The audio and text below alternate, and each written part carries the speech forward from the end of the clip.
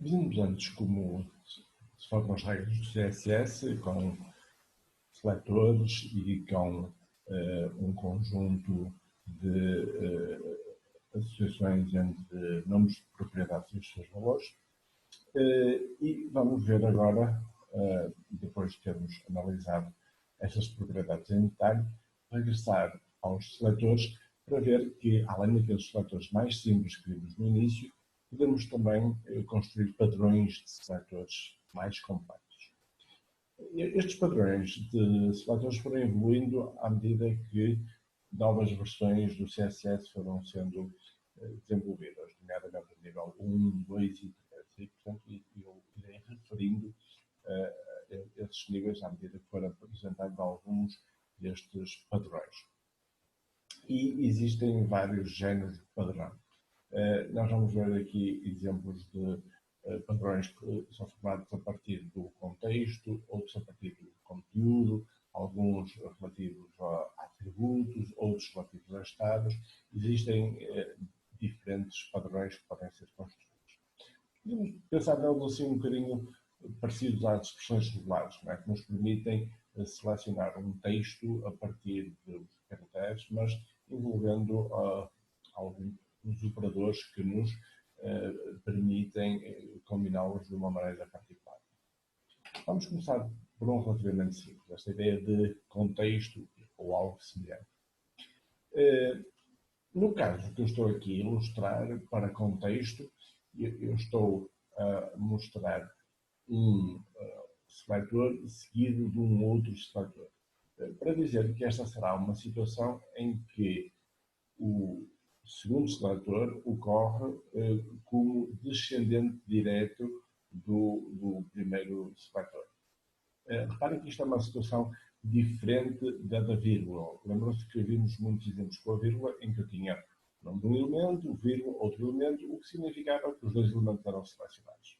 Portanto, isto é algo que existe desde o nível 1, mas mesmo no nível 1 já era possível algo deste género, não é?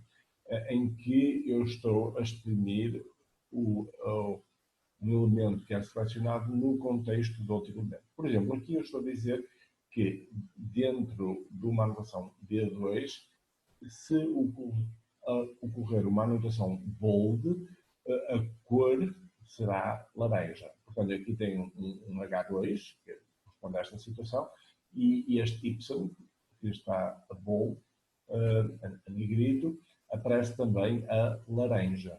Num outro contexto, como por exemplo aqui, em que ele aparece no contexto de um parágrafo, fica normalmente sem mudar a cor original.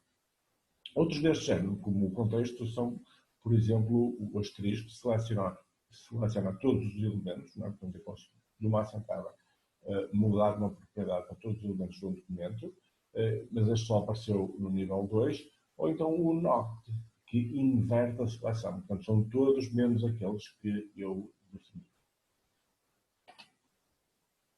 Temos também a possibilidade de nos referir ao conteúdo de um elemento. Um exemplo clássico é este em que eu quero destacar a primeira letra, neste caso, de um parágrafo.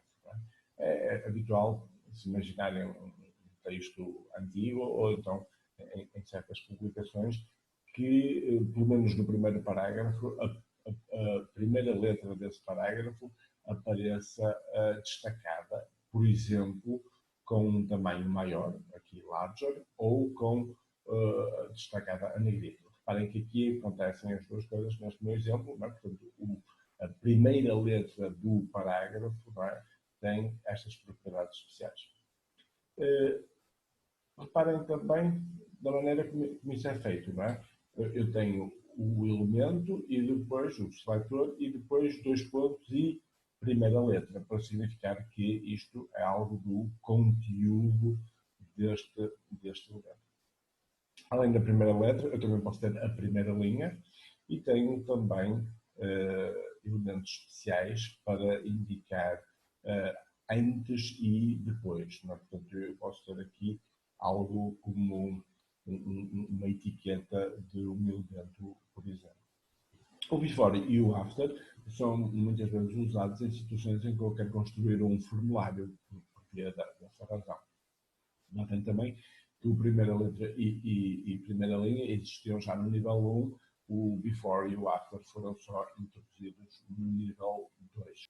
Temos sempre falado de seletores como selecionando elementos e nunca, por exemplo, atributos. E esse é um facto. Eu não posso usar seletores para individualizar um atributo, até porque os atributos não são visualizados no HTML. Então, não há muita razão para ter seletores que são atributos. No entanto, os atributos podem influenciar a seleção e é nesse sentido que eles existem aqui.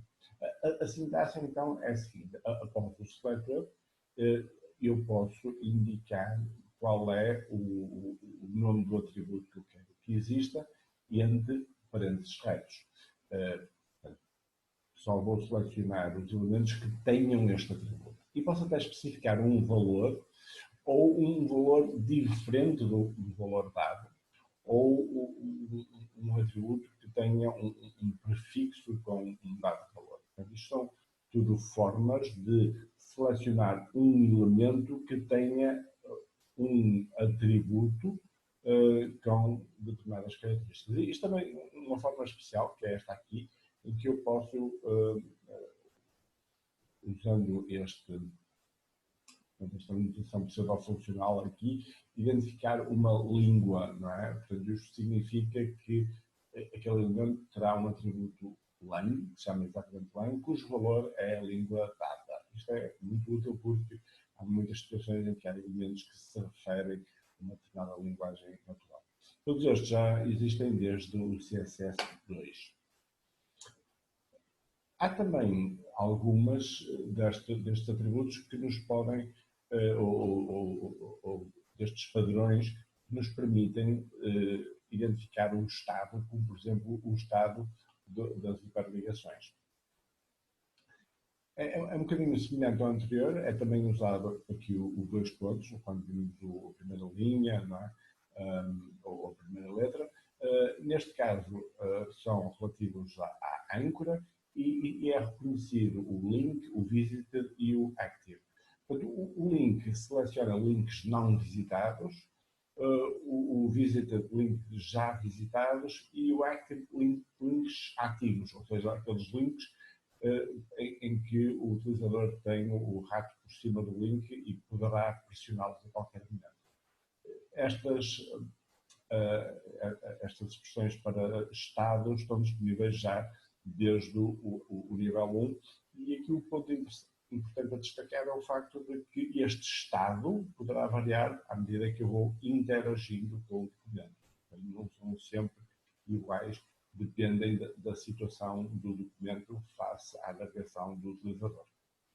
Outra situação em que o estado é relevante prende-se com os widgets, com os objetos de interação gráfica que estão disponíveis nos formulários do HTML. Eu posso, por exemplo, associar o focus a um determinado elemento. Portanto, se o elemento neste momento está capaz de receber a digitação de caracteres, ou se ele é apontado com um link interno, não é? Portanto, aqueles que têm um cardinal e depois um nome, se está enable, por exemplo, um objeto gráfico como um botão, ou disable, ou check, por exemplo, uma checkbox, ou se tem conteúdo que foi selecionado pelo utilizador. Muitos destes, exceto o primeiro, estão disponíveis apenas a partir ou na versão do CSS nível 3. Existem também algumas expressões que têm a ver com a estrutura. Por exemplo, os elementos que têm um dado progenitor, não é? O que é um bocadinho parecido àquilo que já vimos antes e que estava disponível no nível 1, só que não tinha propriamente um comparador.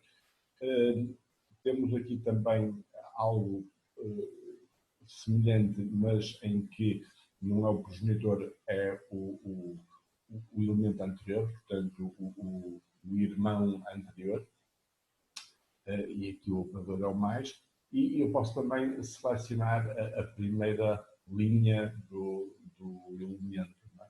Portanto, o first child, o que está logo um primeiro descendente, ou o primeiro filho de um dado seletor. Estes não são os únicos, a partir dos únicos formas de referir a estrutura, a partir do nível 3 apareceram muitas mais, por exemplo, a raiz do documento. Claro que no HTML é sempre, ou deve ser sempre HTML, se for um documento válido, mas lembrem-se que o CSS não é específico do HTML. Posso selecionar apenas elementos vazios, não é? Aqueles que não têm descendentes, ou que seguem um determinado elemento, ou que têm um determinado filho na posição N, ou o primeiro de um dado tipo, o último de um dado tipo, como vem, há uma série de hipóteses aqui para fazer uma seleção mais avançada, tendo em conta a estrutura do documento e a maneira como os elementos se interrelacionam.